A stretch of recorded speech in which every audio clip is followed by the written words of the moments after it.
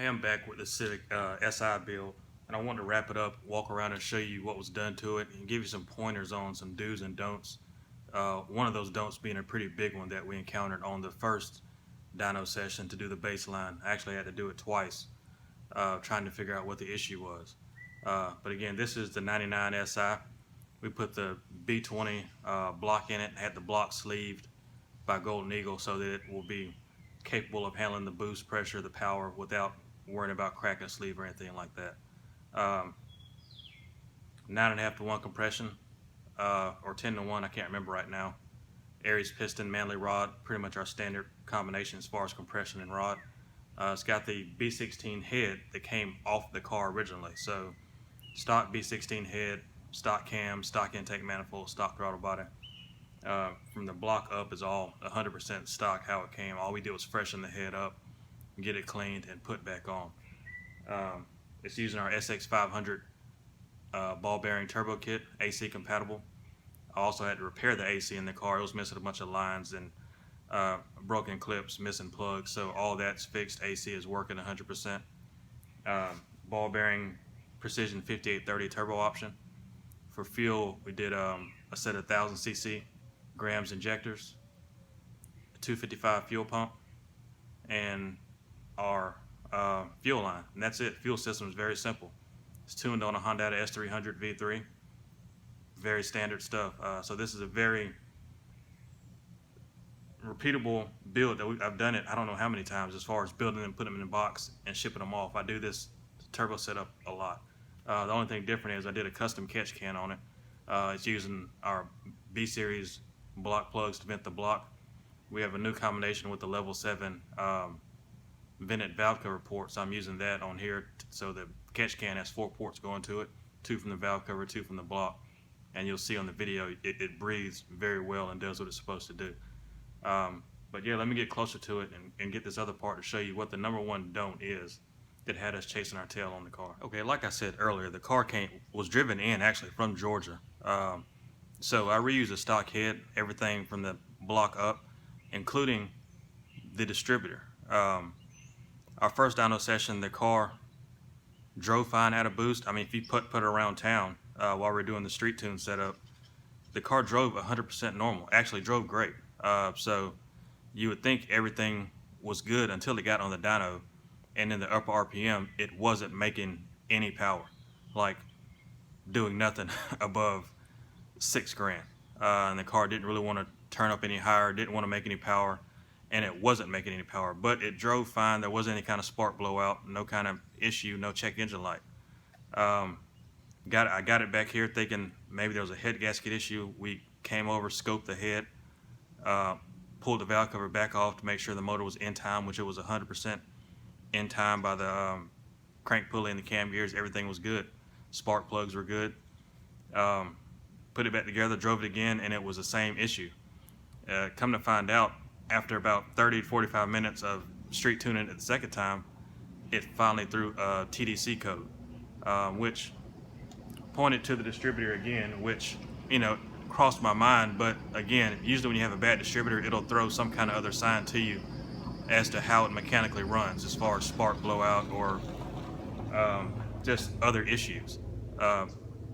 Never came up, but it turned out the car that the distributor that it drove in on was no good. I got it right here in my hand.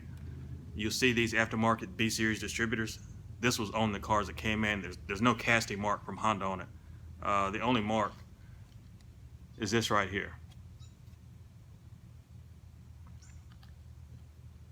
It's worthless. It's a paperweight. The car would run on it, and you can see it's still actually brand new. I'm assuming they put this on right before he bought the car, because he bought the car and then brought it down here to me almost immediately. So I had another Honda distributor, an actual Honda distributor from a B16 that I ordered from H Motors, swapped it on, and the issue cleared up immediately. We got the car back on the dyno with no other changes. In the high RPM, the car picked up 80 wheel horsepower, which put it where it should be. So this distributor, if you have a B series distributor, they're prone to going out, but I've never seen one that just didn't work. This says Most Plus on it, part number EM13027.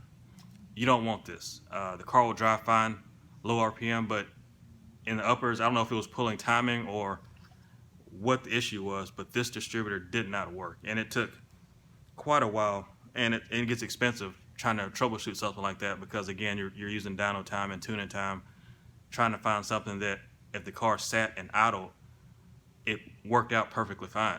It was just an upper RPM, the sign would show that something isn't right. So yeah, if you have a distributor issue, you can't buy the distributors from Honda anymore. It's a discontinued part. Like again, I've had one that we purchased from H Motors that swapped in. It still had the Honda casting on the back on the flat surface, and it cleared the issue up immediately. So don't use a cheap distributor. You don't want these. Don't buy one of these. I can't say it enough. This has been the biggest headache and held this car up from being done and returned back to the owner a couple of weeks, because I have to work on other parts. I do fab work the majority of the time, so in between the fab or on a slow day like this is a Saturday morning, I'll come out and I'll work on the car. But yeah, this finally showed its issue, and again, no boost changes, no other changes really. The car picked up 80 wheel horsepower on the dyno just from a bad distributor, and it revs out fine, drives perfectly fine. The car drives like stock. I mean, it drives great. And again, we just baselined it. I put an 8.5 pound spring in it, so this car is going to be a street car, commuter. I want it to be very streetable, manageable. We can always turn the boost up. As long as I know everything's good on the car and running well, then turning the boost up and making more power is no issue. We've probably got on pump gas another 8 to 10 PSI to go before it runs out of injector or pump on 93. So that'll put it, where he really wants it, but we'll get to that later. That's not a big deal for me. But let me do a walk around and show you what's on the car. Again, as far as the turbo setup, very basic. This is a kit that I do a lot of. This is the B Series SX500 turbo kit. It uses our ceramic coated cast manifold. A ball bearing turbo is standard, which also gets a ceramic coated turbine housing. On here we did the new billet 5830 precision turbo. We had a small number of these done for us with the turbine housing I wanted, and with the water cooled center section, which isn't common for most precision turbos being ball bearing, but this one is water and oil cooled to make sure the temps stay down and make sure I got the best longevity out of the turbo. Along with the kit, I went ahead and did the upgrade. We added the 3-inch turbo intake and the catch can setup. It uses the black tile MVS gate, black tile Q blow-off valve. As far as fuel, the owner supplied me with a Golden Eagle fuel rail, which worked out because we also did the Golden Eagle oil dipstick to give more clearance, and obviously, like I said earlier, the Golden Eagle block. So all that pairs up well together. Fuel-wise, very simple setup. 1000cc injectors. I did the bolt-on air motive regulator. That's just going to be the best regulator you can buy for a Honda application, in my opinion. Single fuel pump, stock fuel lines other than the rail to filter line. We upgraded that because it's a -6 line, and I wanted to make sure there was no cracks from just age in the other original line. Wideband is an innovative dual gauge. It's the boost and wideband. It's all built into one. It's my favorite gauge to put in a car because it's easy to wire up. It doesn't take up a whole lot of space, and you don't have to run 2 gauges. They're all built into one, so it's easy to read out. But other than that, that's it. The catch can setup, vented 2 from the valve cover. I have our machine block plug set in the back of the block, so it's 2 from the back of the block. It all vents out well, does what it's supposed to do. The AC works.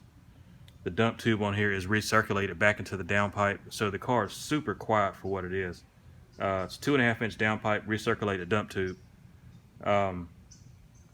It has the car came in with an HKS 2.5-inch exhaust, so that exhaust has 2 resonators in it, and the muffler, which is really for an NA car, but it's on the car, so I mated it up. So the 2.5-inch exhaust, 2.5-inch downpipe bolt together. It actually pick up more power if it didn't have this exhaust on it, or if it had an exhaust that was 2.5-inch, more specific to turbo, meaning it didn't have the resonators and it had a turbo style muffler on it. But this exhaust keeps it quiet, very drivable. The recirculator dump tube keeps it quiet, so even when it's in boost, it's still quiet. And then as you get older and the more cars you do, and for me anyway, the quieter the better. So that's a big plus in my book. I'd give up the little bit of power for the quietness in the exhaust tone. But yeah, that's basically it. B20VTEC SX500 recirculated dump tube, tile options, very basic setup, very manageable, very streetable. It's got the front mount bumper fits back on. I'll show you that. I trimmed out the back of the bumper grill, but the bumper grill is still intact. So the car is very low key and works out well, drives well. We put a competition clutch in it. So yeah, that's it. Let me back up. I'll show you this, and I'll go in and show you the gauge again in case you missed it in the first video. And I'll get to some of the dyno clips and show you what it did.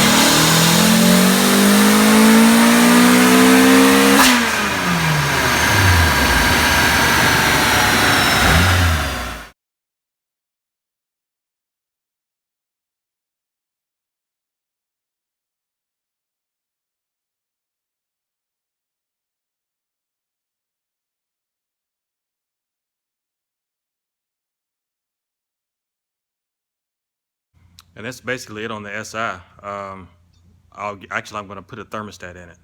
The car would like to get warm doing a long 80-mile-per-hour pull on the interstate with the AC on, and I want to give it back to them, as clear and free with any issue as possible. So what I'm going to do is change to a lower temperature, like Mishimoto thermostat in the car, and hopefully that'll clear that up. Because other than that, the car drives as good as a turbo car is going to run and drive. It does very well. But again, thanks for checking it out. And the next video, I'll get back on the silver SI, or the silver Civic build. It's not a SI, but it does have a B16 in it. And we have a couple more builds coming in. I can't think right now what they are, but the silver Civic is getting done, And then back to the S2000. The S2000 is getting put back together with a new turbo setup to be more street and track friendly. And track, by track I mean track, not like quarter mile. I'm not drag racing the car anymore. But yeah, that's all coming up. So I appreciate y'all checking it out. Stay tuned and I'll get back to it. I appreciate it.